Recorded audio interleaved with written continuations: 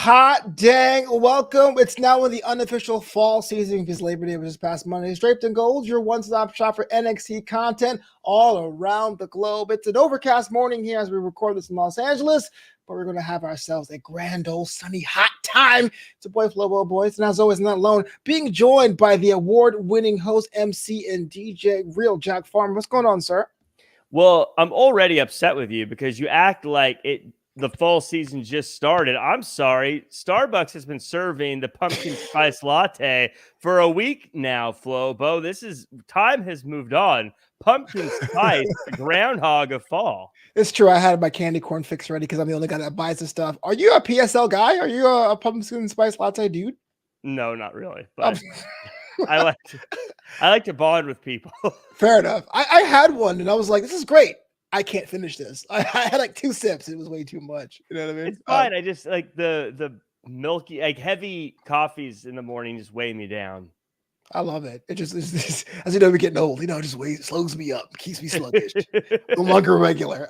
Draped in Gold right now, streaming live on Facebook, LinkedIn, YouTube, Twitch, Trovo, and the artist formerly known as Twitter. Make sure you drop your comments and we can have a good time with that. What's up, Amanda Russ? Already in the chat, ready to go for hot tier NXT content. A lot of stuff to get into because we're in that silly season between the last PLE and No Mercy on Inbound. And they actually said the name this time, Bakersfield, California, because I felt last week we were kind of like clever about it. Like, oh man, beaches of California. But it's a Bakersfield. Let's get lights of Southern California. Oh yeah, the Kingdom of Fresno, baby. Shout out to the West Coast. They're very vague. Tinseltown. But that's we're losing all our viewers and listeners from Bakersfield, by the way. we had listeners there. Let's get into our main event because it really wasn't a main event in the traditional sense. It was a grudge match because somebody was promised to get tabled. Von versus Bron. Von Wagner against Bron Breakker. It was a banger. They told me that in the chat over the interwebs. But what do you think about the match here, man? It kind of went beyond the pale. I think that we finally got to see one of these guys stand out and show just how great they are, and that's Baron Corbin over on commentary. There's nothing better.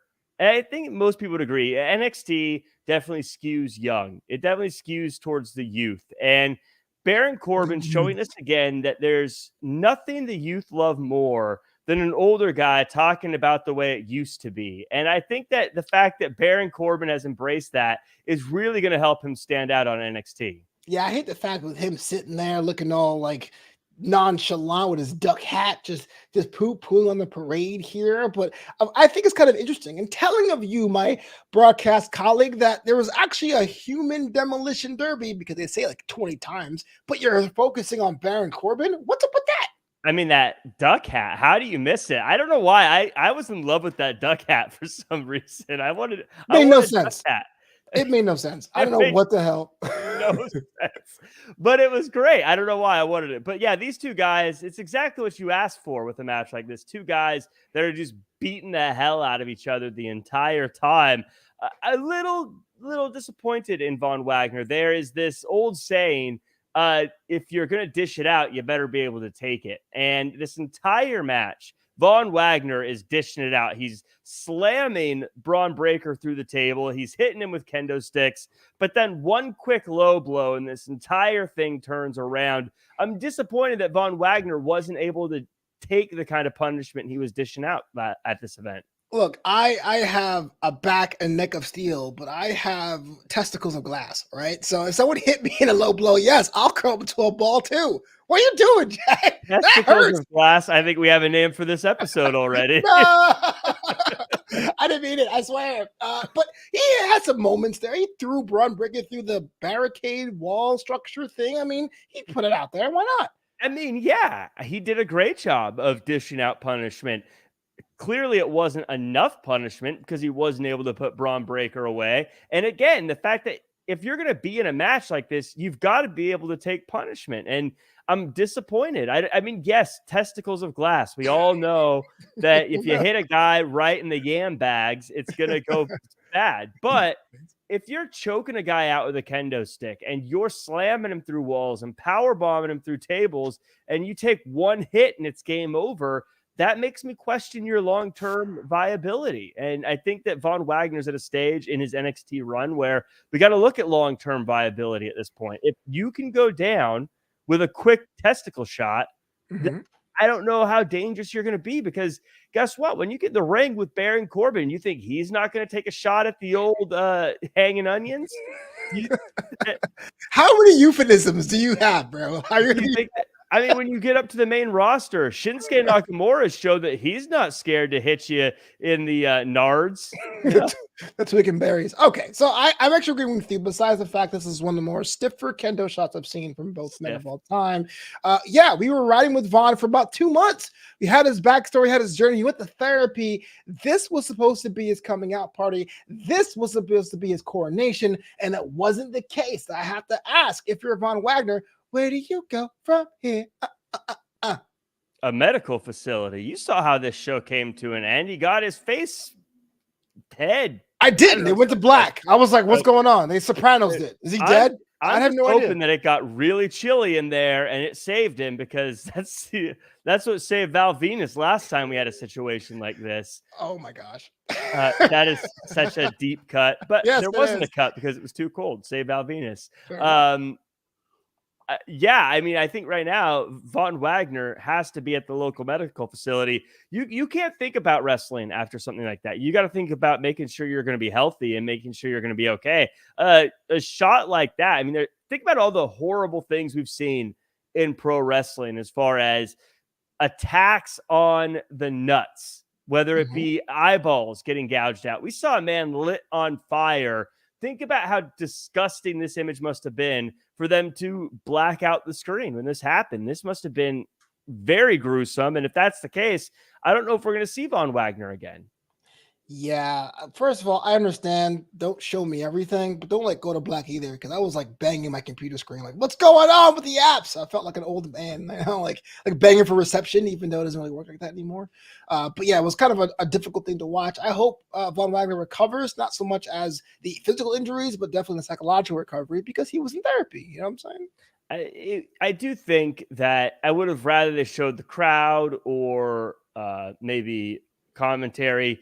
Felt like it went to black kind of early, and we were staring at a black screen for kind of a prolonged period of time. But I guess you don't know what's going on when that happens, so it's tough to blame them. But if I got to nitpick something, I would say they went to black a little too long. I wish I had a visual of some kind, considering it was all black for 30, 45 seconds. Yeah, I'm with you with there, but we just have to move on in the interest of time. So last weekend on NXT Level Up, I thought it was actually one of the best level ups of all time, because we had the return of my girl, Stevie Turner, a debut in Riley Osborne, and global invitational action with Duke Hudson versus Kira Tozawa. Duke Hudson got the win on Friday. And so I was like, okay, cool. This tournament, I was worried about the time crunch, is now bleeding over to Level Up. I'm glad Level Up is getting some of the love. But then we had another match, and that invitational from the Group B side. Duke Hudson, fresh off a win for Kira Tozawa, takes on Nathan Frazier, your boy, Nathan Frazier. But it seems to me the MVP of Chase U couldn't replicate the dub. Jack Farmer, what's going on with your boy? Well, I want to take a quick second and say to everyone who's watching, like, comment, share, subscribe, 5-star review, copy the link and share it in social media while you're here. Yeah, a little disappointed in Duke Hudson. I think he's just another person that being around Nathan Frazier has lowered his ability to get the things he wants. But I won't take it away from Nathan Frazier. Nathan Frazier got a big win here, one he desperately needed, having taken a loss earlier on. It shows what I love about this system. A lot of people talk about how they get confused with the points and things like that. It's not that confusing. Right. It's basic round robin rules. It's really not that difficult.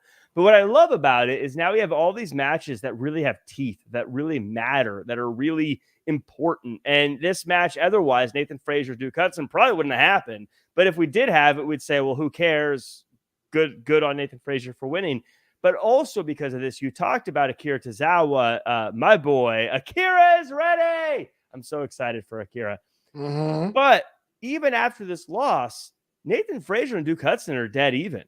Like Right. it's not that simple. There's a lot more to it. Nathan Frazier has a ton of urgency. He needs to get more wins if he wants to continue on, and he should be one of the favorites because he stole the Heritage Cup in the past.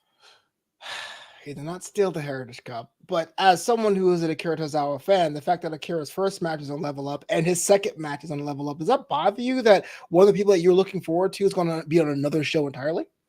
It bothers me. It bums me out, but I get that that's how it works. That's how it is when you watch the Olympics sometimes. You know, some of your favorite events may not be on the biggest channel. It's just how it works when you've got this much stuff going on. Really? What's your favorite event?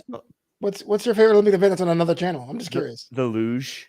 Okay, I see that. Yeah, I thought you're a biathlon guy, the skiing and the shooting thing. But no, I am a big biathlon. I like all the triathlons and the I do like those where they mix up all the events. What's the one where they do like everything? I can't remember. The like the decathon or something like that. Yeah, decathon. I actually do love those because I think those are like some of the best. Decathlon. That's it. The decathlon. The decathlon. Okay, yeah, that's it. Because I think they are some of the best pure athletes in the world. So that's my in the world before CrossFit. So my other question, we get to this a little bit later, but with Thea Hell on her own and Duke Hudson taking the loss right now, Chase U is down bad. Did he need a new recruit, a new dean of students? What's going on with them? Well, I think that there's been problems at Chase U for a long time. I mean, if you've had your eyes open, the education system here in America is struggling. Chase don't U use this. No different than everything else going on in the world. Fair enough. I thought it was interesting. Andre Chase can't seem to get a dub around him, and I wonder because we didn't really know why he threw the towel. He says that he thought he was going to be in danger. Now with Duke taking some losses, I wonder if that's going to be the start of something bad over at Chase U. But on the other side of the bracket, Group A action. Butch, the individual I used to call Peter Dunn against Axiom, which I do think, because we were asking about this before we went live, they're actually acknowledging Axiom's backstory as a kid, even though they haven't said he's a kid. So a kid never existed, but his wins and accomplishments do. Kind of like when a team moves cities and relocates. I have no idea. Group A action, it was a time limit draw, and that was the biggest shame of the show because this right here was an NXT UK banger. It was. I don't know why was this a big shame? I thought, look, I'll tell you, you said a draw. I get why you said that. I think most people would say it was a draw, but I'm going to tell you right now, there was absolutely a winner, and that was Axiom. What? Axiom won this one.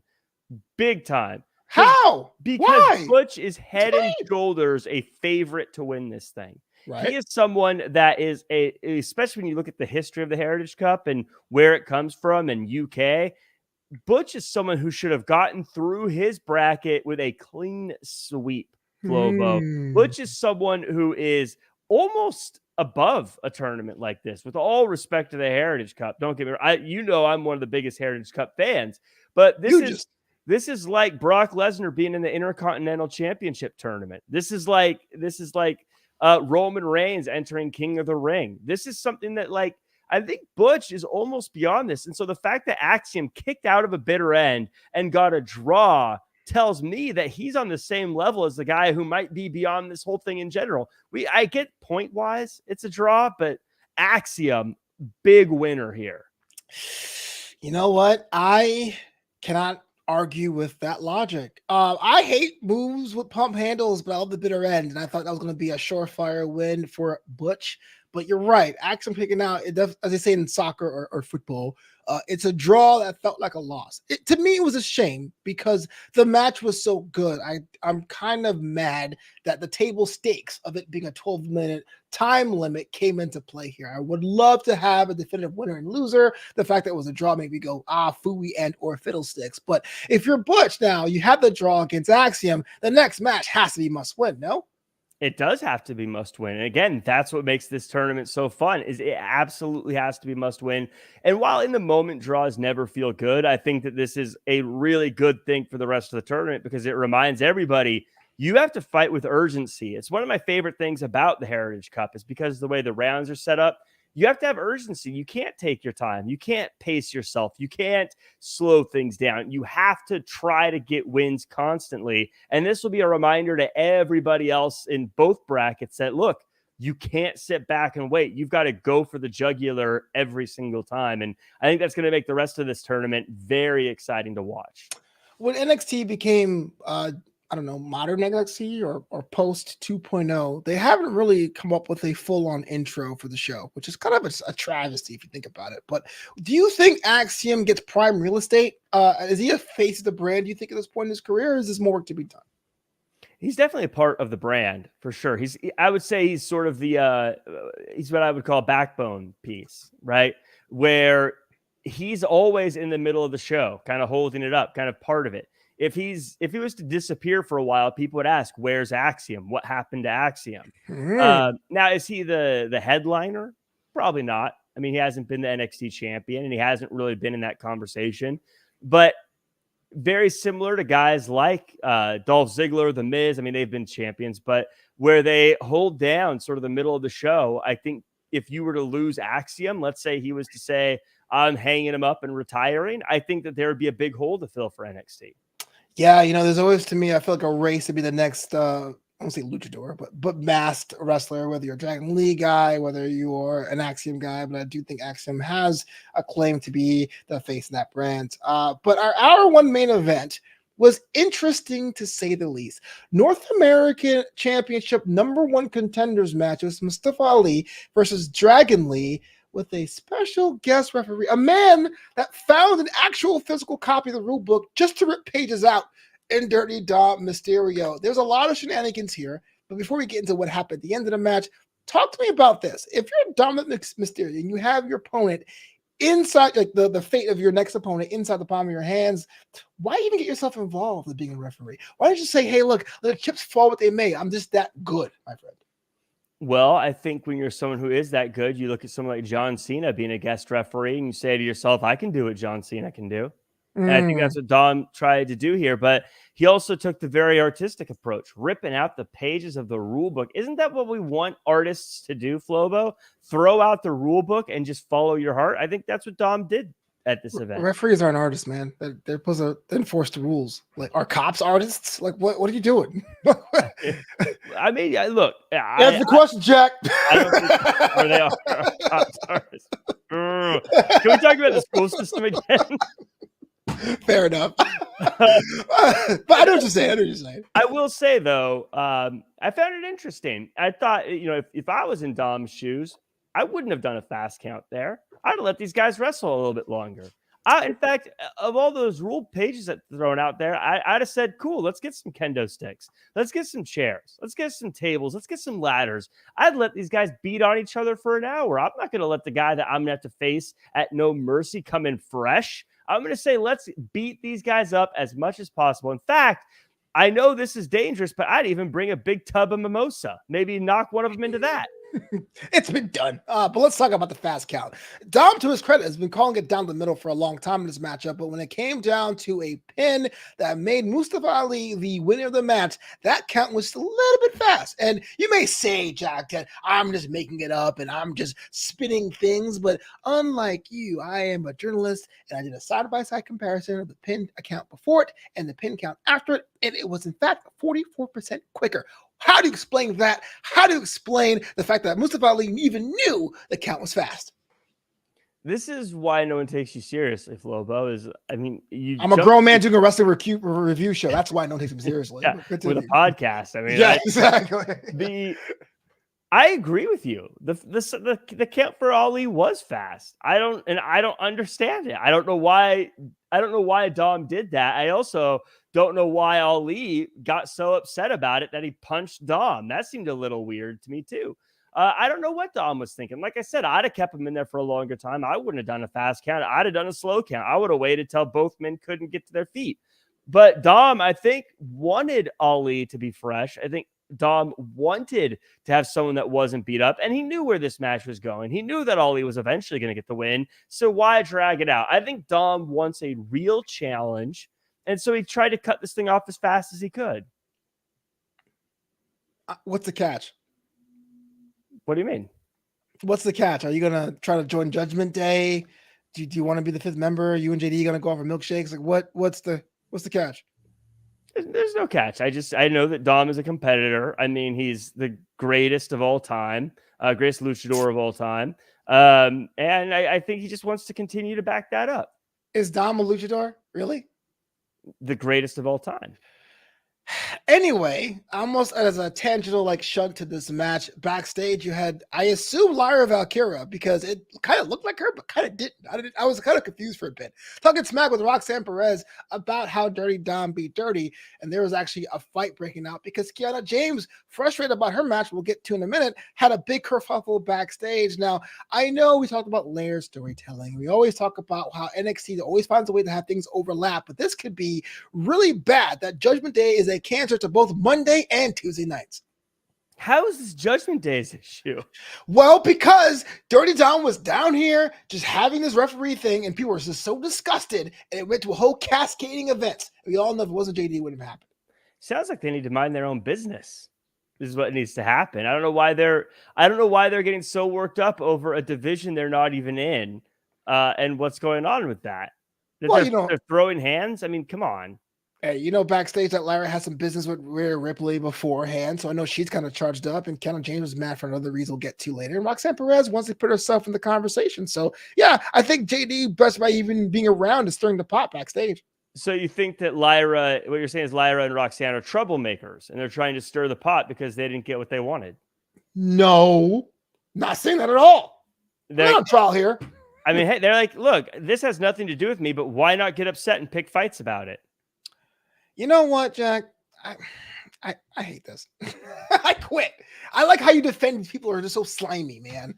I mean, you got Kiana James. She just suffered a terrible loss. She's going back to the locker room where she's supposed to go after she's done with her match, get cleaned up, and she's getting verbally assaulted by these two who have nothing to do with what she's a part of.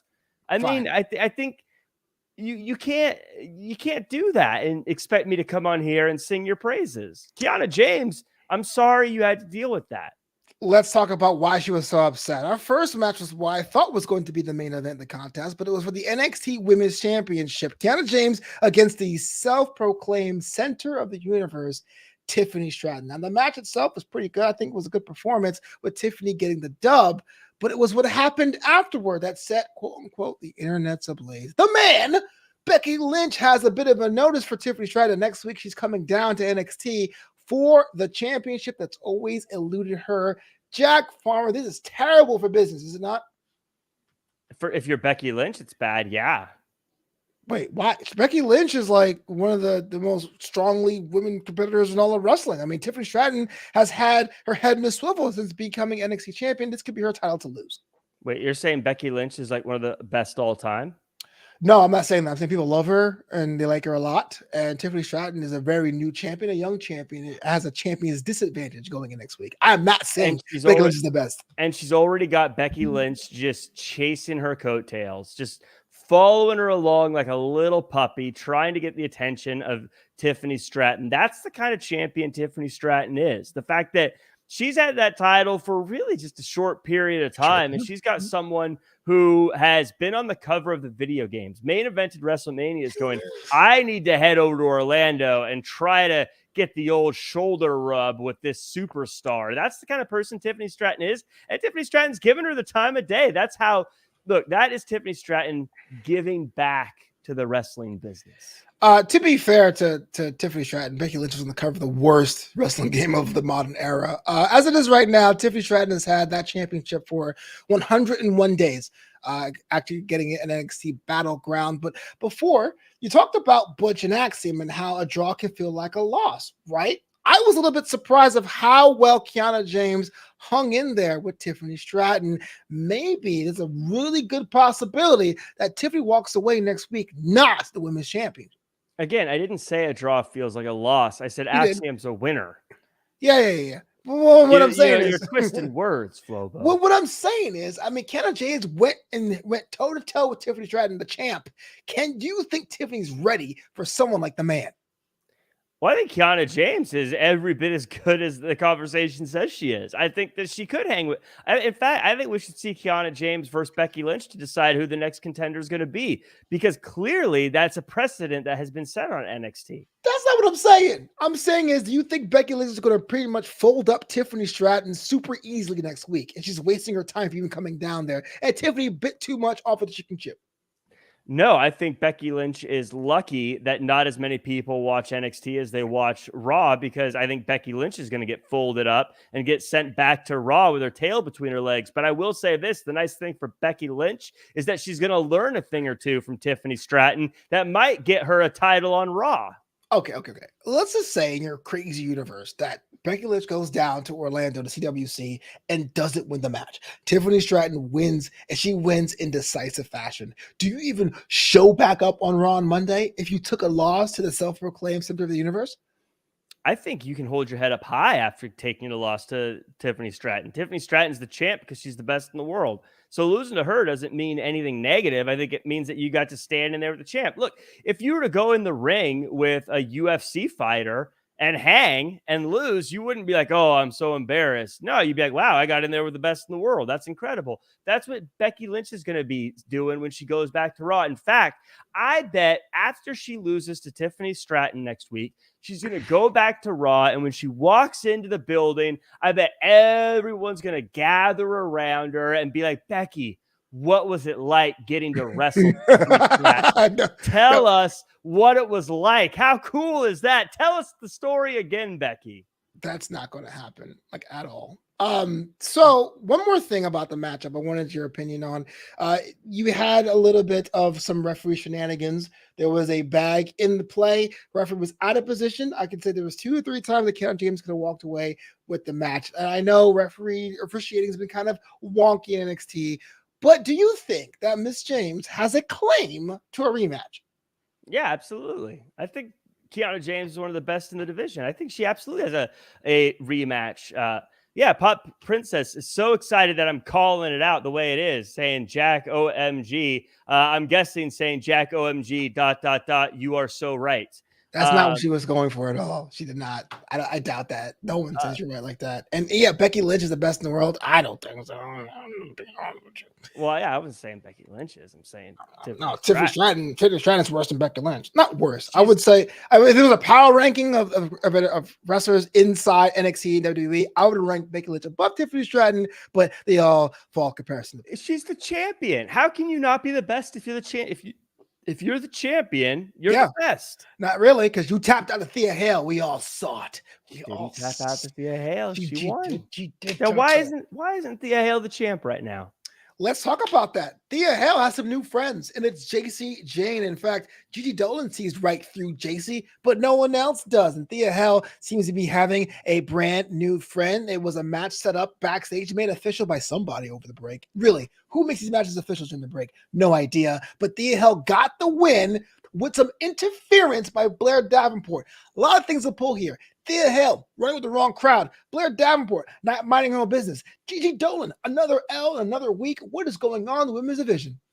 Thea Hale skipping school, but you know who is going to school? Gigi Dolan going to the school of Nathan Frazier and butting into people's business where they're not belong. She's trying to help. I mean, Thea Hale has a new friend, making her cool, helping her become better. And you can argue all you want, but she got the win today at this event.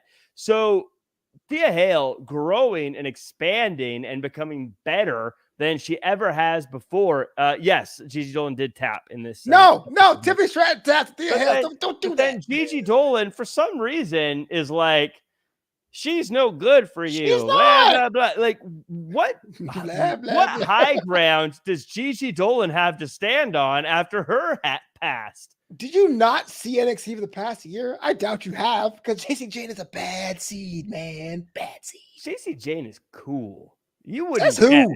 JC Jane's one of the cool girls. I am not hip and or with it, but I will say, if I'm Thea Hale, I understand you're upset with Andre Chase, but JC Jane is not the answer. JC Jane, since joining up with JC Jane, since palling around, since skipping class and becoming friends with JC Jane, Thea Hale is undefeated. I want you to think about that for a second. Undefeated. What was her record when she was with Chase U? I don't 2 know. losses in a row to Tiffany Stratton. That's not happening at all. She tapped out. Tiffany Stratton did. I mean, again, who's the champ? But let me ask you a question, though. I mean, we're talking about how we have prospects and ceilings and all that. Thea Hell's just been a hotly sought off recruit, whether it's Chase U or Drew Gulak or JC Jane. Like, someone's seeing the potential in Thea Hell, but Thea Hell doesn't seem to be able to put 2 and 2 together. Do you think JC Jane's going to be the real person to put her over the top? Yes. That's why she's winning. This is why you're a loser, because I disagree with you. By the way, she was with Chase U. She struggled. She joined Drew Gulak, started getting wins, got a world title shot, went back to Chase U, lost, left Chase U, joined up with JC Jane, and is winning again. What's the common denominator? Did they teach you what a common denominator was at the Chase U you went to, Flobo? No, I was a public school kid. I couldn't afford Chase's tuition. But I do think, yes, it doesn't look good for them. But then what's the bottom number, Flobo? Chase U's bad. I get it. But you talk about people butting in. Blair Davenport butt in twice. Once backstage and once during this matchup. What's her deal? After getting that loss of Roxanne Perez, she's been out of sorts. I totally understand how she was able to do so much damage in the NXT locker room area now. Because did you see the way she out of nowhere showed up and then out of nowhere disappeared like a ninja? She's a ninja, yeah. I mean, Snake Eyes. She just like showed up and she was like, Gigi Dolan, you suck. That should be it. It's like, Davenport. You suck. She's just gone. It was crazy. I mean, look, if you expect me to say anything negative about a person who can teleport, you're crazy because they could be behind me at any moment. Fair enough. Well, you're in a blank wall. It'd be kind of weird, right? That'd be even creepier. It's like nowhere to come from. How great would it be if Blair Davenport was like... She shows up, but she likes you. You're a good guy, Jack. You're a good guy. Just drive-by praise. Keep up the good work. Let's get into this week's general manager pick'em. This is where I get to ask Jack questions as if he is a phantom general manager of NXT. This one here is a little bit interesting. Get the phone call. This one's from the higher ups, whoever they might be. I guess the person that makes matches official over the break. They say, look, we want to bring back the fight pit. Okay, we got some options for you. Let me know who you want to see in the fight pit. You have a choice. Dijak against Eddie Thorpe, Braun Breaker against Von Wagner, Ali versus Dragon Lee, or somebody else. Who would you pick for the fight pit? You know, I think if I'm going fight pit, I'm going Dabba-Kato and Dragunov.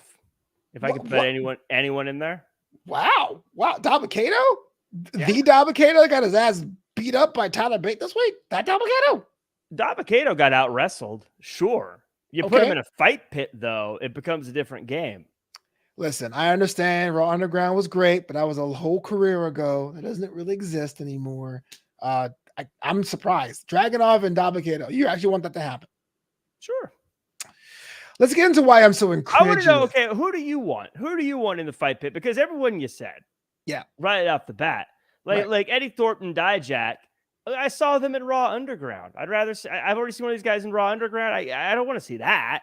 Right. I want to see them have a match. NXT Underground, by the way. I want to see them have a no DQ match. Okay. So you talk about people who I want to see someone. You talk about Von Wagner. I got to see him around tables. That's his whole thing. I want to see Braun Breaker spear people through things. When I think of the fight pit, I want to see the people who I don't want to be able to get away and stuck in close proximity. And so that means I want to see someone who can find a way to dish out tons of punishment against someone else who dishes out tons of punishment. That's what I want to see. If I'm wrong, I want to hear your choices, Flobo Boyce. And I also want to hear everyone in the chat or everyone in the comments who they want to see. If they're the general It is kind of manager. funny how I'm not the general manager. I'm just a guy. I'm just a fan. And also pretty funny how everyone's calling him by my full name these days. But I would say Tiffany Stratton against Becky Lynch. You had Seth Rollins in the fight against Riddle. He held himself pretty well. I guess the training montages. You're Tiffany Stratton. You always tap out or always have a situation where a bag is in the ring. You can't run away. That would be my choice for the fight pit if we were to do that. You know what I'm saying? But let's get into that Dabba-Kato situation, because Tyler Bate and Dabba-Kato was a side quest among all side quests against a man who was very, very upset in Dabba-Kato. Now, Tyler Bate's only 26 years old, but he's been in WWE for a long time, so I get why you go after such a veteran, but I have never seen such a thorough beatdown from Tyler Bate in my life. Dabba-Kato was left absolutely toothless. I mean, ever since Sanga, I haven't seen someone that's been completely dominated. Jack, how do you defend your boy? Why do you want to see more of this guy after taking L's against Apollo Crews and now Tyler Bate? Well, Tyler Bate is incredible. Like, losing to Tyler Bate doesn't mean anything. You know, like, look. Yes, it does. First off, Tyler Bate is the leader of the thigh guys. Certified thigh guy, number one. Them things were thinging. And yeah, you notice, I think he knew we were going to talk about him, so he gave us a good old thigh flex by hoisting up Dabba-Kato with that squat. He did that for us. He did that for the thigh guys. So I'm sure that wherever Randy Orton is, he's nodding in approval. Drew McIntyre, very proud of his fellow thigh guy. Tyler Bate, I mean, maybe stateside people don't understand, but I know, he's been in wars with guys much bigger than him who can hit much harder than him, and he's done very well. So I just looked at the tape, Flobo. I looked at the tape when he faced Walter, now Gunther, and I saw what he can take, and I saw what he can do. I never doubted for a second that Tyler Bate was going to win this match. This was Tyler Bate's match to win, and that's not a shot against Dabba-Kato. He's against someone who is really one of the best. I mean, you say 26, by the way, it's so weird. I've been watching him wrestle in WWE for 13 years. I don't know how it's even possible he's only 26, but I mean, this was his match to win. This was a trap match for someone like Dabba-Kato. I will say the Tyler Bate versus Walter match is actually one of my favorite matches of all time in all of history. If you don't have Peacock, get it just for that on NXT UK. But here's my thing. The difference between Walter and Tyler Bate and Dabba-Kato is that Dabba-Kato was the aggressor. Here was somebody that was bullying somebody literally half his size. And I get, we all want some comeuppance, we all root for the underdog, but it really wasn't an underdog situation. It's like the whole meme, call the cops, but not for me. I have never seen someone not break a sweat in such a long time than Tyler Bate did over Dabba-Kato. Now, this may help out or hurt his global invitational chances, but if you're Dabba-Kato, where do you go from here? Do you change brands? Do you move out? Do you like start a new wrestling school somewhere else? Well, that's, again, I think Dabba-Kato just messed up. He picked a fight with the wrong person. That's what happened here. I think Dabba-Kato saw someone smaller, didn't do his research, didn't know exactly where Tyler Bate came from, and you know, they always say, you know, mess around and find out. And I think Dabba-Kato found out. Dabba-Kato will be able to bounce back. He just picked on the one small guy that you do not pick on. Even though their mentality is very different. I mean, Tyler Bate's very Wolverine-like. He's small, but he's unstoppable. So, and has great thighs. But I think that's what happened. You never say quadriceps or hamstrings. It's just the good thighs. It's the gimmick, thigh guy. I mean, he's got the whole thing, the hammies, you know, the moves over my hammies. He's got the that's a good sandwich. Let's talk about thighs, man. Ilya Dragunov had a match as well. He could be a thigh guy. Why not against the main man or a Mensa? This one here was definitely a situation where I thought it'd be lighter work for Dragunov, and he gets the dub with both one of my favorite moves in the Constantine special, and of course Torpedo Moscow. But Ora Mensa, you know, the former Oliver Carter did hold himself pretty well. Noam Dar should be pretty proud of you, boy. Yeah, that was actually my big takeaway, is that Oro Mensa really gave it to Dragunov. This match, I thought this match was going to go the way the Dabba-Kato match went, where it was going to be pretty much quick work for Dragunov. But Oro Mensa really showed that he's not just a sidekick. He's not just someone that's there to hang out with Metaphor. He can really get it done. And of course, as we know, the NXT background, the UK background, former tag team champion, he's very good, has been definitely the underdog in his time before. But I think he caught Dragunov off guard a little bit. And like I said, he's not a sidekick. He proved that today, but I think the fact that he proved that he wasn't a sidekick so much that that Dragunov had to go to Trick Williams afterwards and be like, hey, but just so we know, sidekicks ain't hanging around NXT anymore. That was such an unnecessary exchange. Like, what's Trick Williams like? You changed my mind. You're absolutely right, dog. Like, what the? Anyway, what's happened after that match, though? Ilya Dragunov looking like a bit of a ne'er-do-well, it seems, in this new modern NXT. I want your thoughts about that. But more importantly, Wesley comes out, says, yeah, I'm next in line. Peace. And Dragunov was like, no, don't go anywhere. We've got to figure this out because you came all this way, which leads for him, Carmelo Hayes, to come out and have a compromise of who's going to be his next challenger. Couple questions here. One, Dragunov position on NXT, looking more and more like an antagonist than ever before. And two, what are your thoughts about having the winner face Carmelo Hayes at No Mercy as opposed to what the crowd was chanting, triple threat? So as far as the way people view Dragunov, sometimes people who are focused rub unfocused people the wrong way. And Dragunov spent most of his career not very focused. He let his emotions dictate what he did. And I think that cost him a lot. I think he would have been the NXT UK champion much sooner had he not let his emotions dictate what he does. Now, he still allows his emotions to get the better of him a lot, but they're focused now. He's a bit like a shotgun. Yes, there's a spread, but at least now he's pointing it in the right direction.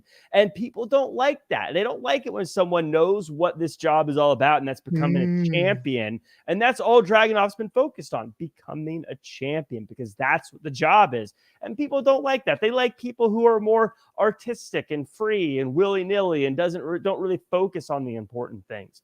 And so that's why I think the perception's changed. As far as the contenders match to dictate who's going to get the shot, I like that more.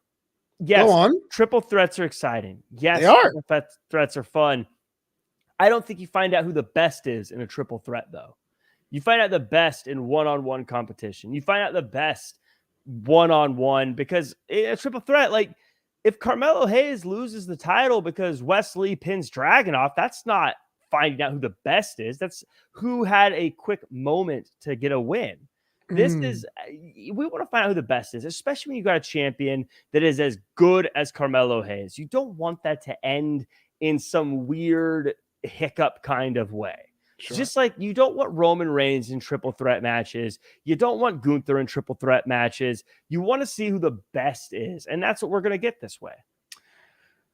So next week is going to be number one contender match. It's made official by Shawn Michaels specifically. Now I know who made that one official. Dragunov against Wesley. Now it seems to me momentum is on the side of Dragunov, the Mad Dragon, owned by Zeke by himself. But this could be Wesley's last stand. Am I wrong? Last stand is a little tough to say because Wesley's resilient. Wesley will find a place. But I do, Pop Princess and Amanda Russ, thank you so much. Always good to be on the same side as you guys. But I'll say Wesley's resilient. He'll be fine. I think the hardest part, if he takes a loss here, will be himself, because he's created a personality around being the champion. And not being the champion has got to personally hurt him a lot. But he will have the world's his oyster if he loses here. Because he's shown, I know he doesn't want to be a tag team guy, but he could easily jump right back into the tag team ranks. He could easily go right back after the North American Championship, or he can just be a bit of a prize fighter and start taking exhibition matches with tons of different wrestlers who might not be in the title picture. So there's a bright future for Wesley, win, lose, or draw. I have to give the edge and momentum to Dragunov, but I said this pretty much offline or via text to Jack that Wesley has been a guy who's always wondering about why not me? If he loses next week, he might go full on Christian after losing the World Heavyweight Championship. One more match, one more opportunity, man. It's like, I don't know. I had almost like a baby to a pacifier. I hope he wins it, but he shouldn't win it because Dragunov has just been untouchable recently. It's I thought you were gonna go Dolph Ziggler with the it should have been me. That's a better, more recent exsample. Damn, that was actually that's why you're my co-host, man. That's why you. But yeah, like I said though, but all the things we're talking about with Wesley, it's self-imposed. If he just has to get over that, and and understand. Again, now he might win. He might become the next NXT champion for all we know. He has all the different tools to make that happen. But if it doesn't happen, like I said, I think he'll have to have a moment of getting through it, emotionally understanding that he is not the championship. He's something different. And then find out where he wants to make his money next. I agree. I think Dragunov is the likely winner because the different skill sets they have, Dragunov has more control over the situation. And what I mean is Wesley, for him to win, needs a little bit of luck. He needs to be able to get a little bit of room, get a little bit of high fly, needs to be able to outlast somebody. Dragunov, everything he does is what he is controlling. He doesn't need luck. He doesn't need to get space. He doesn't need things to go his way. No matter how the match goes, Dragunov can get the win. I think he just has more opportunities to win than Wesley does, so I'm going to pick him. Yeah, it's kind of a sad day if a noted shotgun is more controlled than your opponent, according to Jack. But and we have to move on to our burning question. There's some things I came across watching NXT. Just want your insight on because you're just so dang smart for the bit, not really in real life. Diamond Mine is back. I guess they're using the name again. I'm still confused about that. But anyway, the banner's up on the wall. And even though we talked about this offline about how tag team wrestling is in the background, it seems the men's tag team division NXT is at an all-time high because we had appearances from Tony D and Stax, Idris Inoue and Malik Blade, Tank and Hank, Ledger and Walker, Lucian Price and Bronco Nima. Remember them? And they're re-debuting Umberto and Angel. I know tag team turmoil would be a bit too much to ask, but what makes you this new ranking system over the tag division? I thought this was a very clever move by the Creed brothers to put all these guys together, get them fighting, stir up the hornet's nest. It put more focus on the division they are a part of, and it got us all to forget that they're not supposed to be on the brand in the first place. So I thought it was a very clever maneuver. Thought it was a little petty that they didn't invite the Dyad, but you know. Or Gallus. It's the guys that beat them. Yeah. I didn't invite Gallus. I mean, very petty of them, but it's their party. They can cry if they want to. Yeah. So are you a fan of the Diamond My Name, or is that kind of like a Roderick Strong thing? Because I'm still confused about it. I'm still on the fence. I feel like it's a little unnecessary. At this point, just call the group the Creeds. Like it's weird. That's like a rock band. Ivy down the Creeds. Welcome, Wisconsin. With arms wide open. Oh, that Creed. Oh my God. That's even worse. My own prison. No, please don't do that. Take me higher. I will boo them myself. But I mean, because it's weird when you have it's three people and one of them is a tag team and the tag team is the focal point of the group. So Ivy Nile stand out on her own. Don't get me wrong. I'm not trying to shortchange her, but clearly the strength of this team right now is the former champions, the Creed brothers. So having a whole new name just to include one extra person feels a little weird to me. Well, what about NERD? Is the Neptunes plus one dude, and it became something else. Well, I mean, there's a reason that they're not known as NERD anymore. But ooh, snap! Sorry, Shay. I mean, it's very, if you had like the Dudley Boys plus one person and then called it a different group instead of just calling it the Dudleys, you know what I mean? Like it's very. Right. I don't know. I think of the group as the Creeds more than I think of them as Diamond Mine. Although I do say I think Ivy now has a better remix of her theme song than Creed Brothers do, but that's neither here nor there. Check them out on WWE Music on YouTube. So we had a little bit of a training session there between Charlie Dempsey, Damon Kemp, and that third guy, Drew Gulak. And I guess they saw the NXT Anonymous clip we all saw last week. Miles Bourne, one of the first, I think the first professional wrestler in WWE who was actually hard of hearing, but still wants to show he can compete, says, "Hey guys, I'm here to help." They go, "No, we saw you talking to Fallon Henley. Get out of here." Didn't Miles Bourne make a big mistake this week? Yes. You want an opportunity to compete. That's the most ridiculous thing ever. Like, could you imagine you're on a basketball team and And Not like me. you're Can't do playing, that. and then like the other team says, "Hey, do you want to play with us for a little bit?" And you're like, "Yeah, absolutely." And then you go back to like LeBron, like, "Yeah, sure. I was playing with the Celtics. They want me on their team, but I guess can I still hang out with you and see everything you're working on and doing?" Miles No. Bourne did not have a uniform. He was sweeping up things and didn't even get to train with the guys all the time. He was definitely a guy riding the bench. Why not? It's called paying your dues. It's called earning your spot. Like that's what it's all about. No, they shouldn't let him in. He partied with the enemy. Like unless he's coming back saying, "This is what I learned about our opponents. Let's take advantage of it." That's what he should be doing, not going, "Why can't I be a part of the group anymore?" Let's be for real. Damon Kemp, even though he is an Olympian, showed up and goes, "Guys, I'm training with you." They go, "Okay." Miles Bourne is in the background, not doing anything for months, basically getting stretched out. If someone says, "I have faith that you have skills, let me give you an opportunity," you're going to say, "No, I'm with these guys. I'm paying dues." Because Damon Kemp was able to come in and spill all the beans about what he stole from Diamond Mine. He was able to bring them something. They're not going to let this guy Miles do the same thing to them and give all their information to those other yahoos. Yahoos. It's like the most like benign insult, but it still hurts. Yahoo! I'll have you know that I'm not. Fine, fair enough. I just think I'm interested to see how it unfolds because we haven't seen Briggs and Jensen in weeks.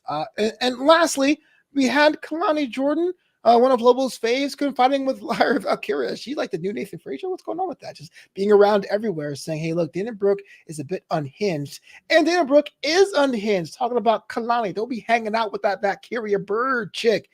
Is Dana Brooke wrong here, or she's looking out for a friend? No, she's not wrong. Could you imagine your friend is hanging out with a crazy bird lady and not saying anything? I do. mean, I would. have you seen Home Alone 2? Don't hang out Oh, with the crazy bird lady. she was a nicely at the end of it. She got turtle doves. How dare I you? never watched that far into the movie. But look, here's the truth. I Oh, wow. absolutely Too classic. I absolutely do agree with Dana Brooke though. Because listen, let's say it how it is. Dana Brooke Okay.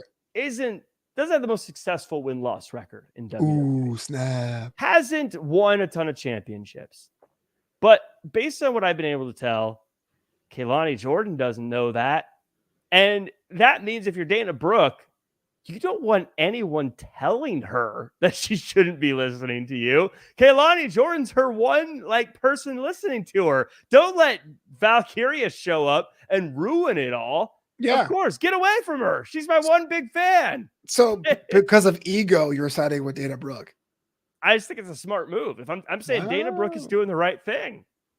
Wow. Dana Brooke is doing the right thing. Being all unhinged and mean girly, she's doing the right If you thing. had someone who was like Flobo, man, you are so talented as a podcaster and a broadcaster. I want to learn from you. And let's say they're hanging out with you, and let's say they're like helping you out and doing all this stuff because they want to learn and grow because of of what you know. And then Ryan Seacrest shows up and is like, Flobo isn't actually that successful. I don't know why you'd follow him. You'd be like, get out of here, Ryan. What is Ryan doing here? Why is he hanging with Blair Davenport? Teleporting into people's lives. This guy's a loser. Yeah, you'd be like, get out of here. I don't quit talking to her. He's so accomplished. So I think that Dana Brooke's smart. I think she's right. I would do the same thing. Oh, Lord. Well, I hope to see how that unfolds. I do think Kalani Jordan is due for a win. I'm not sure where Lyra Valkyria is between her and the whole Roxanne Perez dust up and her unfinished business with Rhea. She seems to be like the bard. I get it, the bird thing, I guess, for the entire brand. So let's see how it unfolds. I want Nathan Frazier getting into everyone's business. Oh, yeah. She could give her a talk show segment. Or what's it called? True Facts with Nathan Frazier or True Facts with Lyra Valkyria. Anyway, as we wrap this up here in this edition of Draped in Gold, episode 118, it's now time for my favorite part of the show. It's now time for that MVP of NXT. Jack, who stuck out for you the most this week? It has to be one answer, right? Absolutely. It has to be Creed Brothers, Diamond Mine. Really? Why so? Because they put themselves in conversation for a tag team title shot and they didn't even have to have a match. They just threw a party. I thought, in fact, they totally swept under the rug the fact that they shouldn't be in NXT altogether. They put themselves in a position that now they are in the tag team championship conversation, and very smart move to have both the teams that have beaten them in the past not there. So we're not saying to ourselves, shouldn't they have to earn a shot? Creed brothers, very political, very cloak and daggerish, got themselves into the tag team title picture. Smart move, Creed brothers, MVPs. Actually, you convinced me here. I was going to pick Tiffany Stratton for being able to wake up the hornet's nest that is a Raw main roster talent, and Becky Lynch should be in the main event next week. But you're right. You take Creed Brothers out the show, there is no show, and that's why they should be the MVPs of NXT. So thank you. I didn't have to pick Tiffany Stratton, so you helped me out there, Jack. I appreciate it. Well, she is very much, she is a VVP. Very, very important person. I don't know. VIP, MVP, whatever. Shout out to Monty, says Braun Breaker for the nut shot her around the world. Shattered dreams, baby. Yeah. So this is just Draped and Gold, your number one show for NXT. We'll be back here in 2 weeks because your boy Flobito is going to the lands of the rising sun for a couple days. So I won't be here for NXT, but not about that. It's about my co-broadcast conspirator, Jack Farmer. If I want to follow you and connect with you and try to book you for something, how to go about doing that? You can find me at Real Jack Farmer across all social media. That's where I'm always posting things I'm working on. Next big thing, fun thing is going to be I'm doing commentary for Prestige Wrestling on September 24th. You can check that out streaming live. I'm also going to be on pretty much all of the Wrestling Inc. stuff for the next few weeks. And Flobo, you're going to be on Wrestling Inc. a lot more too. Hopefully, once I get back from my trip, to be the face of someone that disagrees with Jack on another platform, because that's always fun for me. DrapedandGold.com is the link to the Spotify show. Make sure to drop 5 stars there and on Apple Podcasts. Otherwise, I'm at Flobo Boyce on X and Blue Sky if anyone's on it. I think there's a whole battle for the whole thing. We all kind of just gave up and said X is a winner. We don't really care either way. Yeah. But we'll be back here in 2 weeks to cover more NXT action. But until that time, Jack Farmer, say the words. Shout out to all of our fans in Malaysia, and do your best and be yourself.